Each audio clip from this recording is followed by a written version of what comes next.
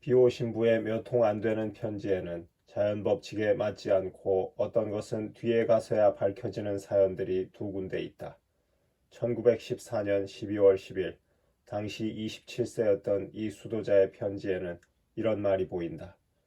며칠 전에 주님께서 내게 조비나를 찾아가 보도록 허락하시고 나를 중개로 하여 그녀에게 많은 은총을 주셨습니다. 그녀의 병은 훨씬 나아진 것 같습니다. 하지만 부탁합니다. 조비나에게 내가 방문했더라는 말은 하지 마십시오. 임금님의 비밀을 덮어두는 것은 좋은 일이기 때문입니다. 이것은 곧 비오 신부가 당사자 모르게 누구를 방문했다는 말이 된다. 지금의 이야기는 그의 영적 딸 한 사람이 중병에 시달리다가 이 신비스러운 방문이 있은 직후 갑자기 완쾌된 경우였다.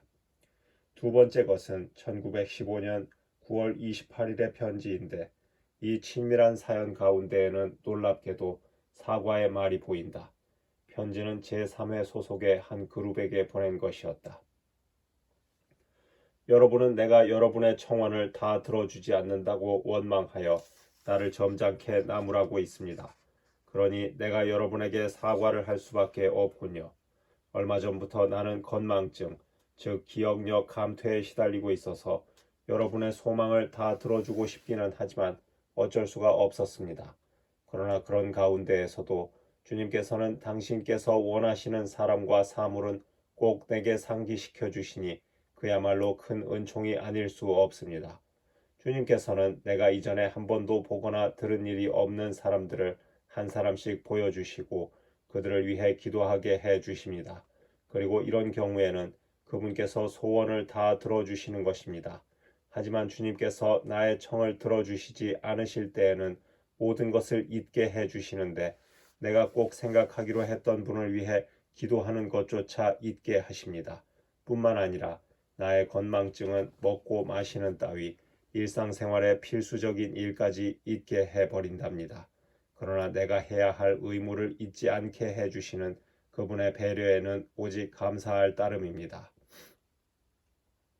어둠 속을 더듬는 이 대목의 형식은 위의 고백이 말해주는 당혹감 그것인데 이 편지를 쓴 이 시기에 비오신 분은 그의 주된 은사인 정신적 고개에 아직 자신이 없었다는 말이 된다. 그런데 그는 이 시기에 벌써 2처 소재,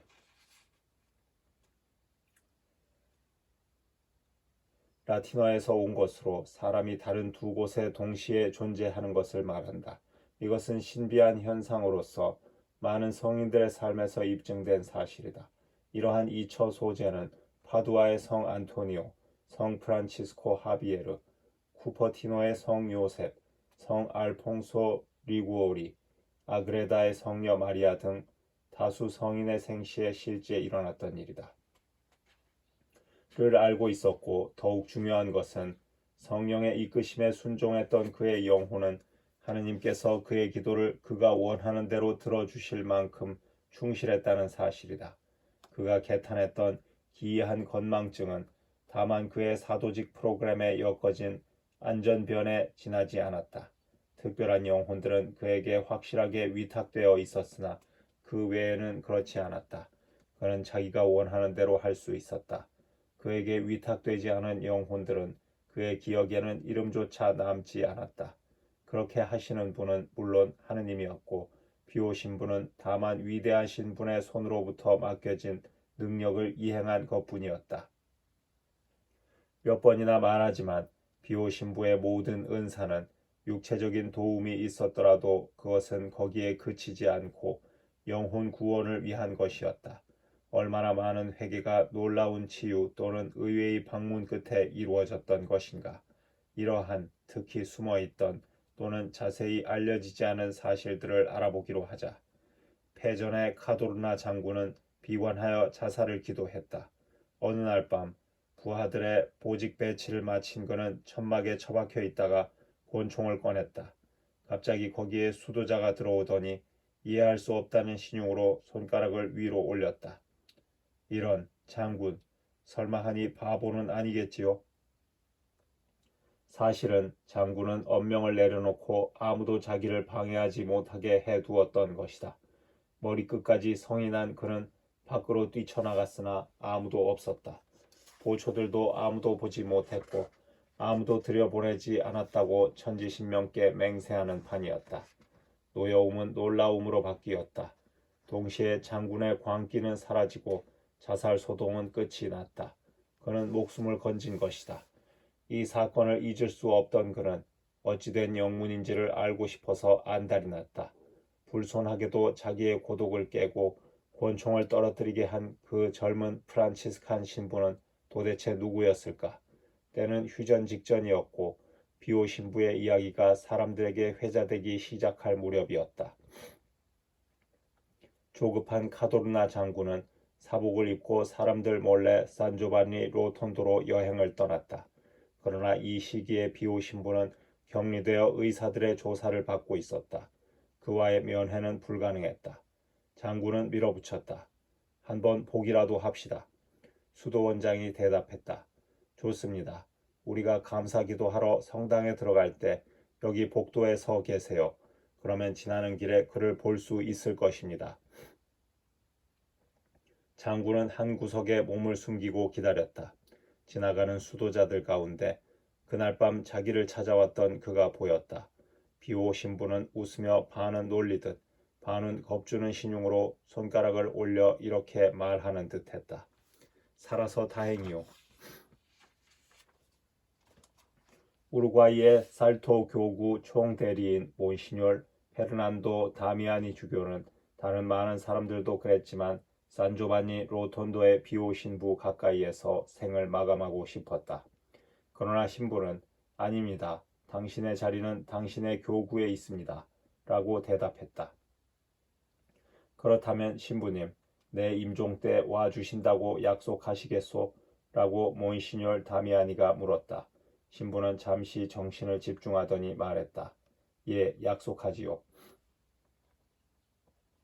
1941년 살토 교구의 몬시뇰 알프레도 비올라 대주교는 주교 축성 은경축을 맞이하고 있었다. 우루과이와 아르헨티나의 모든 주교들이 축하식에 왔다. 밤이 깊어 자정이 되었을 무렵 몬테비데오의 대주교이자 우리에게 이 이야기를 해준 바르비에리 추기경은 노크하는 소리를 들었다. 놀라 일어나면서 물었다. 누구시지요? 한 낯선 수도자가 들어와서 말했다. 빨리 몬시뇰 다미아니에게 가보세요. 죽어갑니다.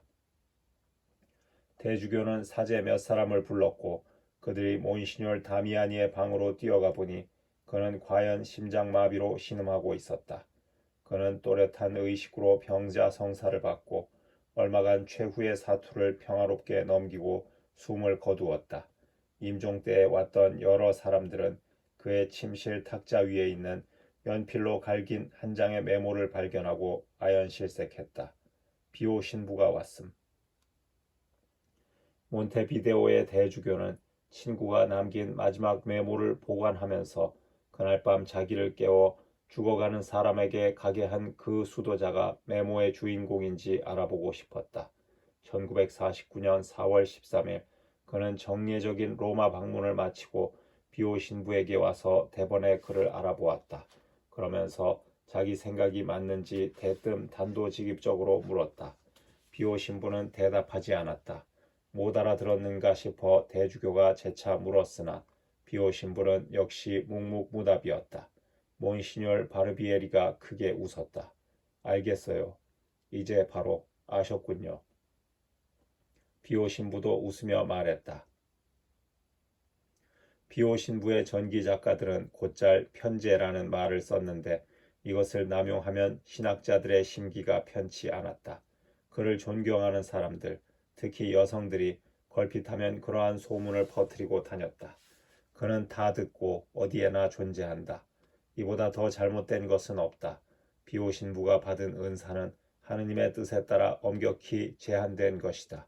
이 처 소재는 그가 제멋대로 한 것이 아니라 어떻게든 무한하신 자비의 섭리에 따라 그가 겸손한 종이 되어 이루어진 것이었다. 물론 그들이 상식을 벗어난 어떤 잡다한 기사를 읽었다고 그렇게 쉽사리 얄팍하게 제멋대로 생각한 것은 결코 아니다. 비오 신부는 자기가 좋아서가 아니라 하느님의 뜻에 따라 또 거기에 완전히 동조하여 세상을 산책하며 두루 다녔다. 역시 여기서도 근본을 꼭두각시와 혼동해서는 안 되며 마찬가지로 엄연한 사실을 유치한 환각으로 착각해서도 안 된다. 사물을 비판하는 판단력 없이 산조반니 로톤도의 위대한 사도를 본다면 그에게 끼치는 손상은 이만저만이 아니다. 사실 그는 초자연적 요술 도구로 재주를 부리는 사람과는 전혀 다른 천직에 사는 사람이다. 그의 공을 입에 올리는 사람이 있다면 그것이야말로 웃기는 일이 아닐 수 없다. 성인들의 삶에서 잘 알려진 이 처소재는 어쨌든 장차 부활할 사람의 영성이 누리는 즐거운 예감이다. 한 번은 그런 질문을 받은 비오 신부가 늘 그런 것처럼 언짢은 얼굴로 대답했다. 뭐라고? 육체가 제자리를 떠나면서 그것도 모를 만큼 무감각하지는 않소. 어떻게? 그게 문제이지. 영혼이 육체를 떠나는지 아니면 육체가 영혼을 떠나는지. 그러나 아무튼 이들이 어디로 가는지는 완전한 의식을 통해 다 안단 말이오. 비오 신부의 친구들은 그가 갑자기 멍청하게 되어 얼굴이 딴 사람처럼 변하는 순간이 있다는 것을 알고 있다. 자리에 관계없이. 그러나 자주 고해서에서 그는 넋이 나간 사람이 되었다. 그의 영적 딸이 내게 이런 이야기를 했다. 한 번은 그녀가 고백을 하고 있는데 비오 신부가 갑자기 말을 가로채고 말했다. 쉿, 조용히. 그리고 무엇을 엿듣고 있는 것 같았다. 그녀의 말인즉 그분의 얼굴은 완전히 갔어요. 죽은 것 같지는 않았지만. 무릎을 꿇은 채 그녀는 한참 기다리고 있었다. 얼마 후 그는 심한 기침을 하더니 몇 마디 중얼거리고는 창구로 몸을 돌려 다시 고백을 듣기 시작했다. 비슷한 일이 자주 일어났기 때문에 비오 신부의 동료들은 그의 넋 잃은 모습에는 이력이 나 있었다. 그러나 이런 일을 경솔하게 그에게 진물하는 사람이야말로 낭패였다. 다시는 입 밖에도 못 내게 호기심에 찬 사람들을 녹이는 방법을 그는 알고 있었다. 그래도 그것을 증언하는 사람들은 너무나 많았고 그들의 성실성으로 보아 그 말을 의심하는 사람은 아무도 없었다. 그 예로서 가령 시복 절차가 계류 중인 오리온의 신부의 증언을 들어보자. 그는 로마의 성 베드로 대성당에서 리지웨의 테레사 성녀가 시복되던 날 자기 눈으로 직접 비오 신부를 거기서 보았다. 로마의 한 고위 성직자가 이것을 묻자 그는 단정적으로 그렇다고 증언했는데 그 시간에 비오 신부는 산조반니 로톤도의 엄격한 수도원에 있었던 것이다. 이런 이변은 잘 알려진 또 하나의 이야기를 들어보면 이해하기 쉬울 것이다. 산조반니 로톤도의 이 사도를 잘 아는 사람이 하루는 내게 이런 말을 했다. 비오 신부에게는 예수 아기의 테레사가 다른 어떤 성인보다도 더 소중해요. 기적을 일으키는 그는 생시의 기적을 일으키지 않은 검소한 이 가르멜회 수녀와 마찬가지로 빈틈없는 의무 수행과 헌신으로 똑같은 작은 길에서 매진하여 두 사람은 여러 점에서 닮은 데가 많았다.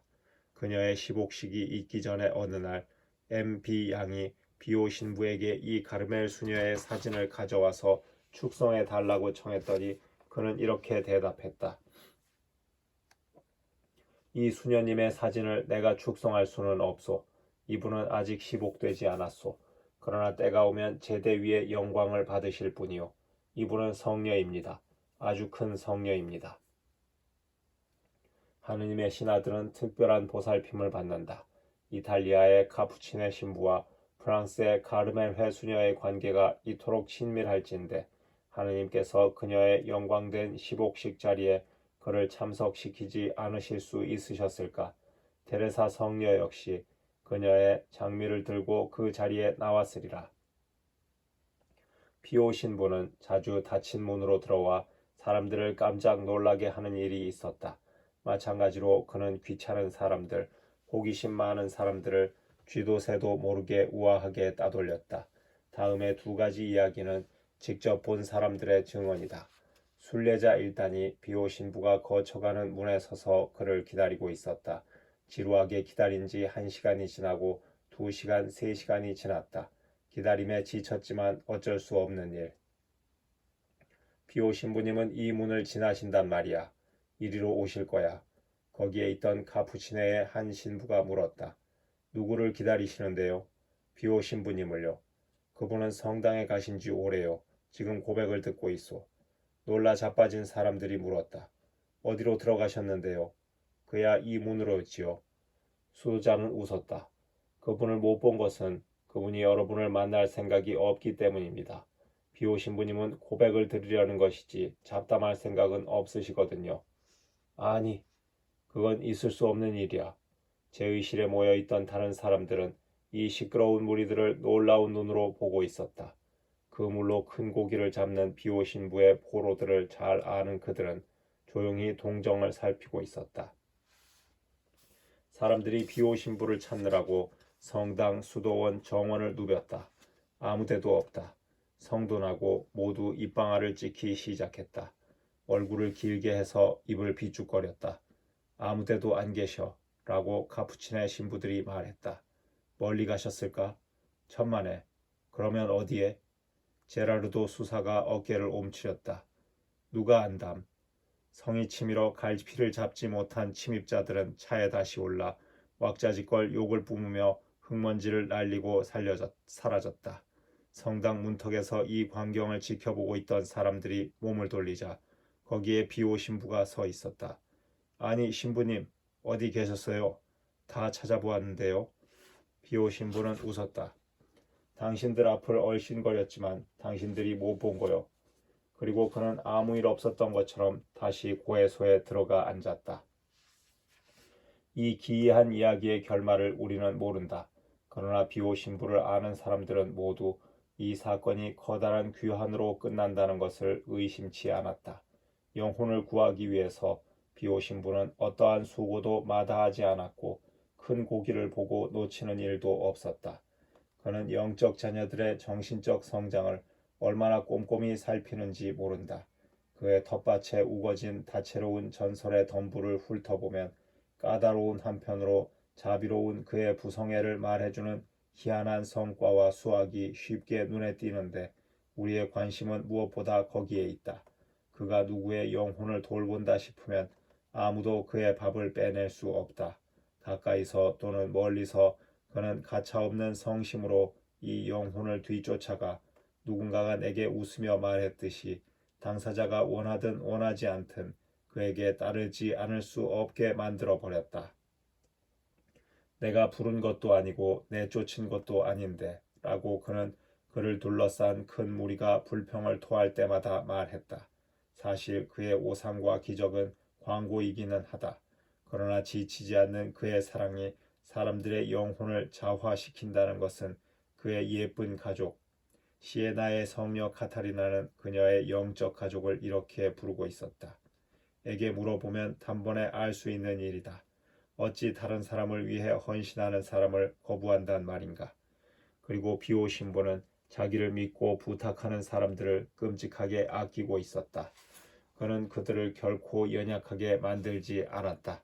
충실한 그의 자녀들은 그의 발자취를 더듬고 그의 걱정과 고통을 사도로서 함께 나누어야 했다. 그로서는 하느님을 닮지 않는 근사한 선물 따위는 생각할 수 없었다. 십자가만이 주님 그리스도를 닮은 것, 이러한 비오 신부의 신뢰가 조만간에 그와 불가분이면서 부활 3일째의 개선에서 축화처럼 타오르는 십자가를 알아보았던 것이다. 왜냐하면 십자가는 하나의 물음일 뿐 거기에 대답하는 것은 부활절이기 때문이다. 이것이 비오 신부의 가르침이다. 그리고 그의 의연한 낙천주의는 그의 영적 자녀들에게 어떤 희생도 웃음으로 맞이할 대담한 진취성을 선사했다. 과실을 보고 그 나무를 안다면 비오 신부의 자녀들은 아버지의 영혼을 잘도 반영하고 있다는 것을 알 것이다. 그러나 그들의 명성이 밖으로 드러나는 일은 없다. 오히려 그의 말에 충실할수록 그들은 고개를 더욱더 숙인다는 것을 나는 안다. 그들의 검소하고 겸손한 그리고 속일 수 없는 프란치스칸의 기쁨은 하나의 스타일이 되어 한눈에 드러난다. 많이 아는 사람은 말이 적은 법이다. 그가 아끼는 영적 딸들 중 한 사람에게 내가 불필요한 질문을 한 일이 있는데 그녀의 대답인즉 신부님은 자신을 찬양하거나 축혀 세우는 것을 금하십니다. 그런 것은 하느님의 소관이랍니다. 그의 작은 영적 가족은 광고를 퍼뜨리며 돌아다니는 일은 전혀 없지만 그것은 가장 아름다운 광고이고 그들에게 가까이 가면 을의 향기를 느끼게 되곤 했다. 그의 오상이 끄는 힘은 낯선 사람들에게는 대단한 것이어서 큰 물고기들은 비오 신부의 벗이 되기 일쑤였다. 그들에게 사도의 지위에 올라 구원 사업에 동참하라고 권하는 것보다 더 아름다운 것은 없었다. 이 책머리에서 우리는 지금 38세인 맹인 페트루치오를 잠시 만났다. 그는 14세 때 시력에 이상이 생긴 사람인데 비오 신부가 매우 사랑하는 사람이다. 친절히 안내되어 온 그에게 비오 신부가 말했다. 내 작은 아들아, 세상에는 눈뜨고 죄짓는 사람이 얼마나 많은지 알겠지?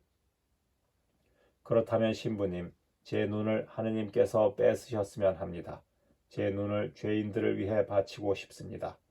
비오 신부는 그의 치유를 빌지 않았다. 젬마 디 조르지 양에게는 동공 없이도 복의 시력을 회복시켜 주었던 그였지만 페트루치오는 그냥 맹인으로 놓아둔 것이다. 그의 특별히 귀한 보배가 아닐 수 없었다.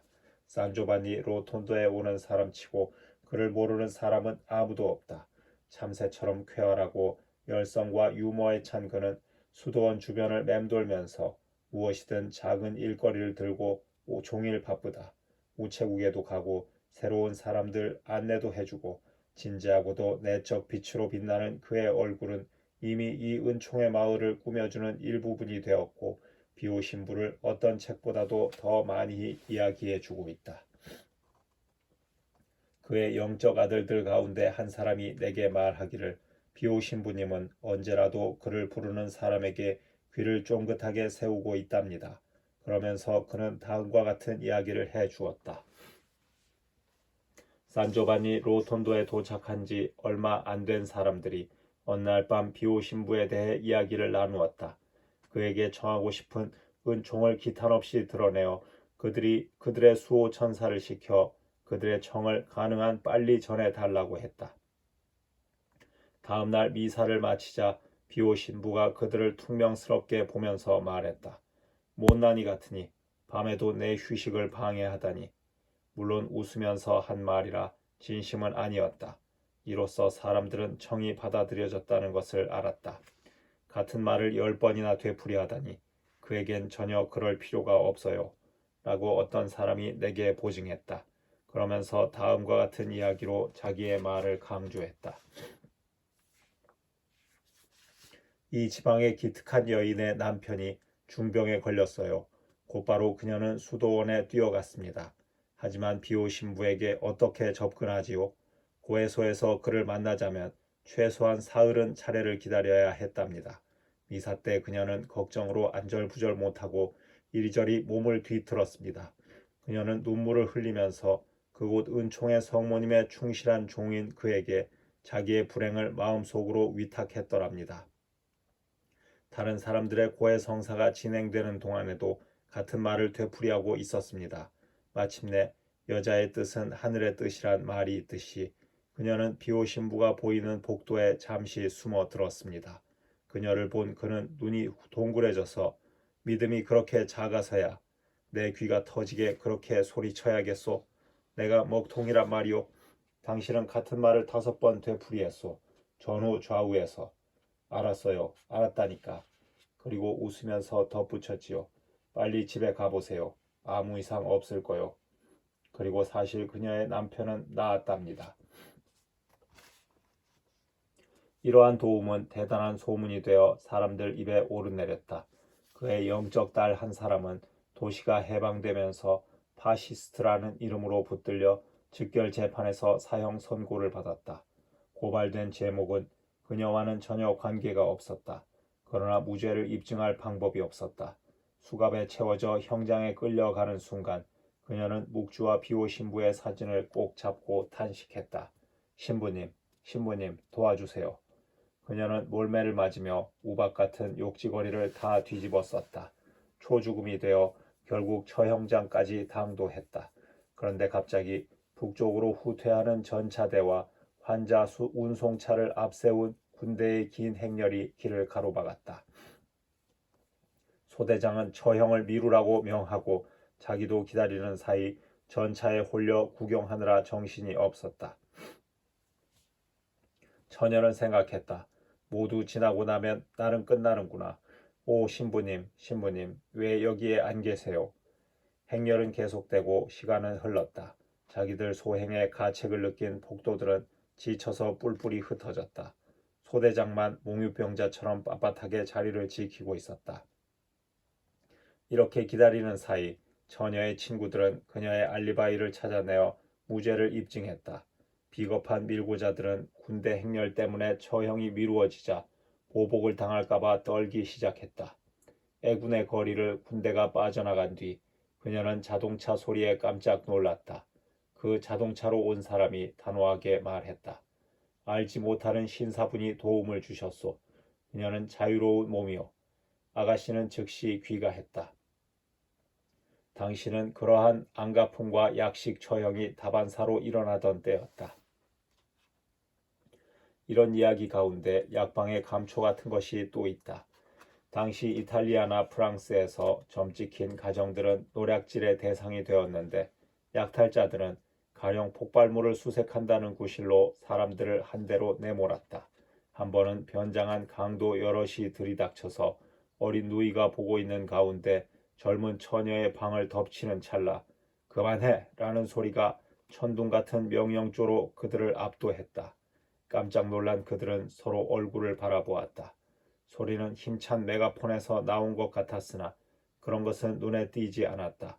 또다시 더 큰 소리로 그만해! 하자 그들은 줄행랑을 쳤다. 점찍혔던 사람이 집에 돌아오자 누이는 한숨을 지으며 말했다. 비오 신부님의 목소리였어요. 강도들을 쫓아주신 거예요.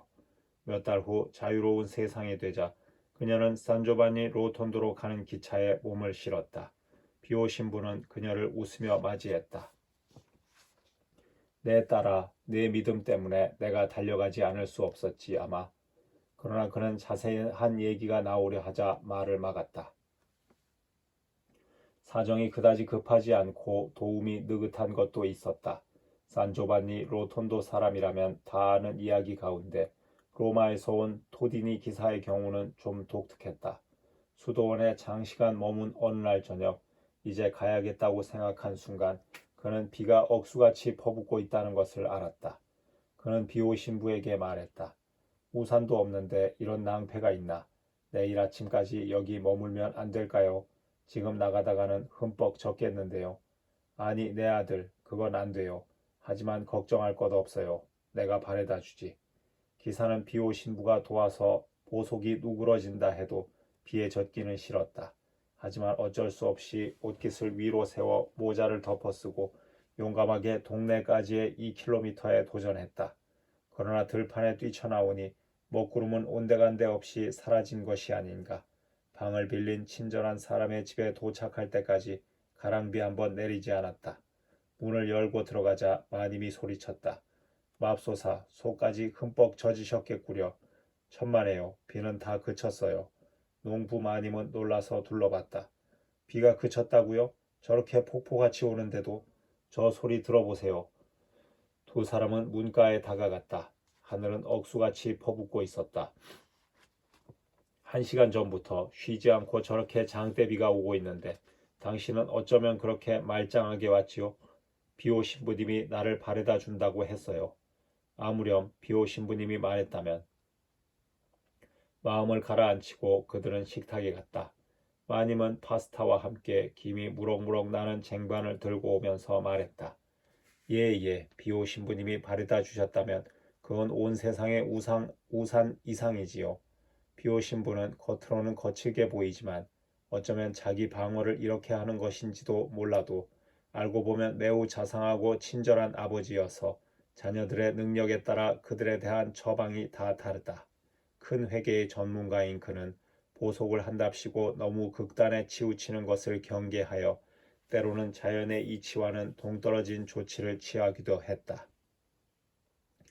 아름답고 돈이 대단히 많은 루이사 바이로 부인은 호기심을 이기지 못해 산조반니 로톤도에 왔는데 물론 세간의 소문에 대한 적개심도 없지 않았다.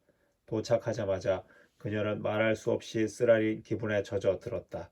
그녀의 죄가 눈앞에 어른거려 성당에 엎드린 그녀는 눈물 바다를 이루었다. 가슴이 미어지는 한숨을 들은 비오 신부의 몇몇 영적 딸이 고백을 듣고 있던 비오 신부에게 알렸다. 그는 바이로 부인에게 이렇게 말했다. 진정하세요, 내 딸아. 하느님의 자비는 끝이 없으십니다.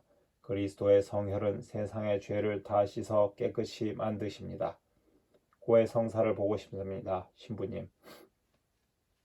불과 1시간 전만 해도 이런 말이라면 죽자고 비웃었을 그녀가 말했다. 우선 진정하세요. 내일 다시 오세요. 바이로 부인은 자기 죄가 무엇인지 생각한다고 그날 밤을 꼬박 세웠다. 아이 때부터 고해 성사와는 등지고 살아온 그녀였다.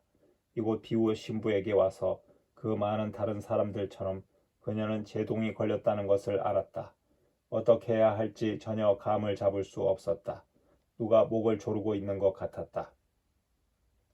그녀의 비탄에 젖은 심경을 안 신부는 자기 입으로 그녀의 일생을 조용히 이야기하기 시작했다. 내가 말한 것 외에 또 생각나는 것 없소? 그녀는 심한 갈등과 대치했다. 남은 죄는 한 가지. 그 대죄를 꼭 말해야 하는가? 이만큼 부끄러웠으면 되었지. 또 말해야 하는가? 그 사이 비오 신부는 기다리며 조용히 입술을 움직이고 있었다. 마침내 그녀는 정신이 들었다. 아직 남아 있습니다, 신부님. 그는 기쁨의 소리를 질렀다. 하느님 찬미를 받으소서. 바로 그 말을 기다렸소. 비오 신부는 고백자를 도와주기 위해 가끔 이런 수를 썼다. 이제 사죄를 해도 되겠군, 내 딸아.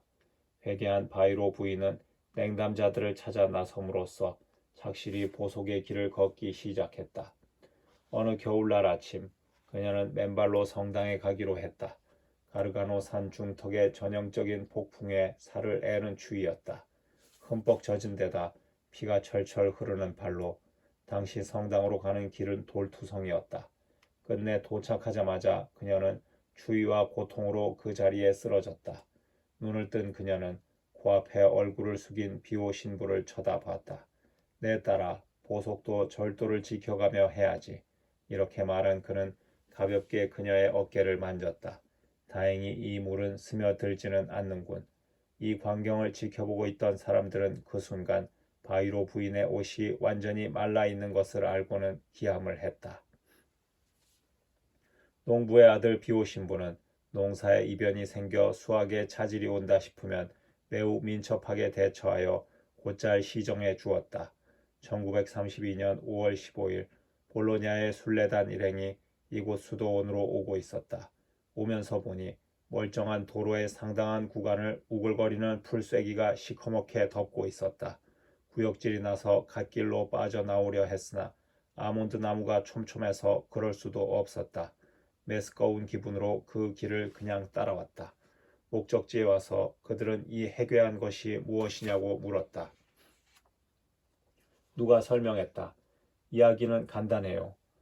수도원 가까이 아몬드 밭이 있는데 여기에 풀쐐기가 엄청나게 불어서 수확이고 뭐고 생각할 수도 없게 되었지요. 그게 그들의 유일한 수입원이었답니다.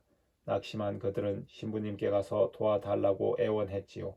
비오 신부님은 밖으로 나가더니 그 아몬드 숲을 향해 큰 십자 성호를 구웠습니다. 풀쐐기는 그 자리에서 쓰레기로 변했답니다. 여러분이 보신 것은 그 현장입니다. 무지하게 많았지요. 가난한 사람들이 다리 쭉 뻗고 잘 수 있게 된 거지요. 올겨울 그들은 밥 걱정을 덜었습니다.